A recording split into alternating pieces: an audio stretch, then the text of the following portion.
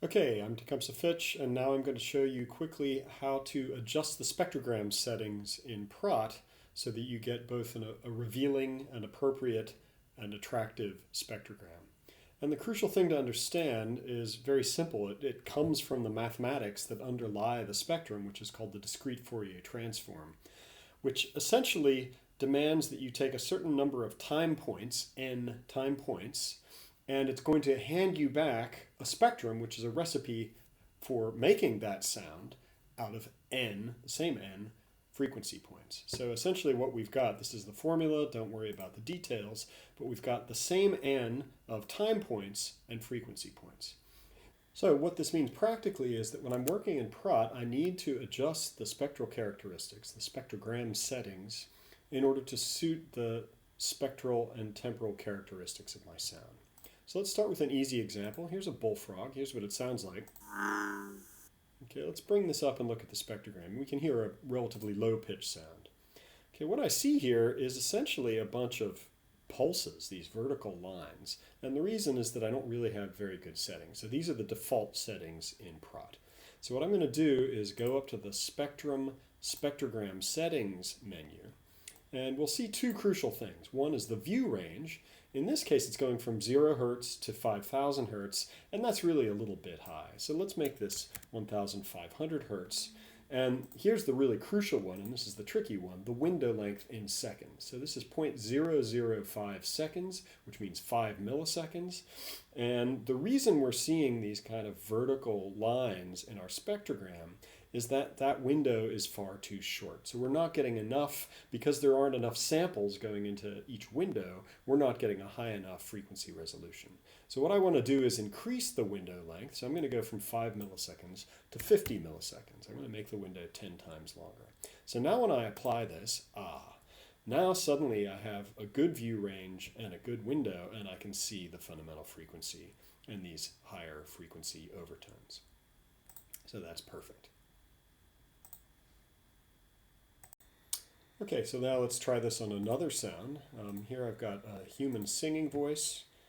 And you can see that Praat's saved the settings from last time. So we still have the same view range and temporal window. Let's listen to this. So it works reasonably well. We can see the fundamental and the higher overtones, but we might want to make that a little bit clearer for publication purposes. So let's play around a little bit with let's see what happens if we make the window length a little bit shorter, because this is a time varying sound. No, that was too short. Let's try and make it a little bit longer. There we go. Maybe even a bit longer than that. Okay, so now by changing the window length to 80 milliseconds, I'm getting a much better resolution of both the frequency content and the temporal changes. So that's just about perfect. Okay, once we've got our settings right, let's see how we could save this as a publication quality figure.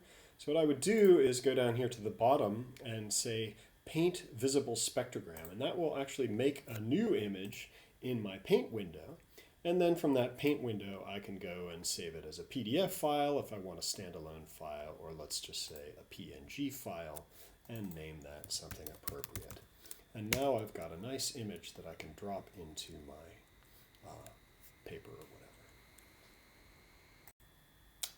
All right, now let's move to a different sound. So I'm going to play this house wren.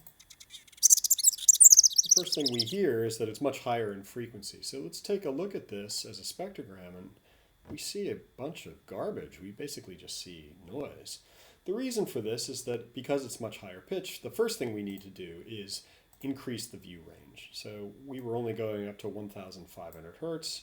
Now let's put this right up to 10,000 hertz, and that's 1,010. No, there we go. No, that's 1,000. There's 10,000 hertz. Okay. There we go. So now we can see most of the content. Let's hear it again.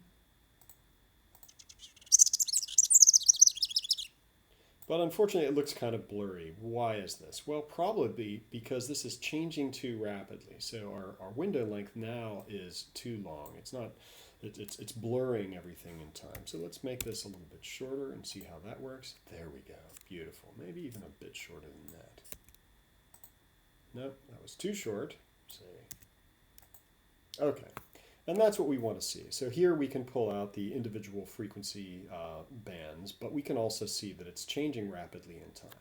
And this is the fundamental trade-off that we face when we analyze sounds, because sometimes if a sound both has, we want a good frequency resolution and the sound is changing, there is no perfect temporal window. We have to fool around until we get something that works. One last one, let's bring up another high-pitched sound, this musician wren.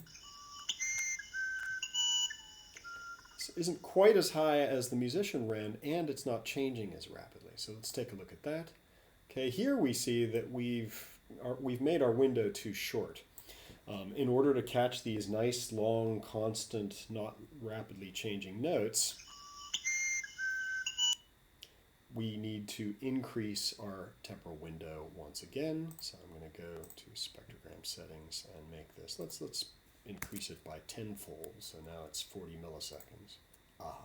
And there we go. We see nice, clear resolution.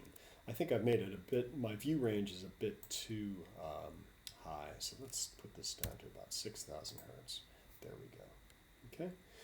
So what we can see is that the main factors in adjusting the spectrogram in Praat are the view range, making sure we can see everything that we can actually hear, and two, most importantly, the length of this temporal window.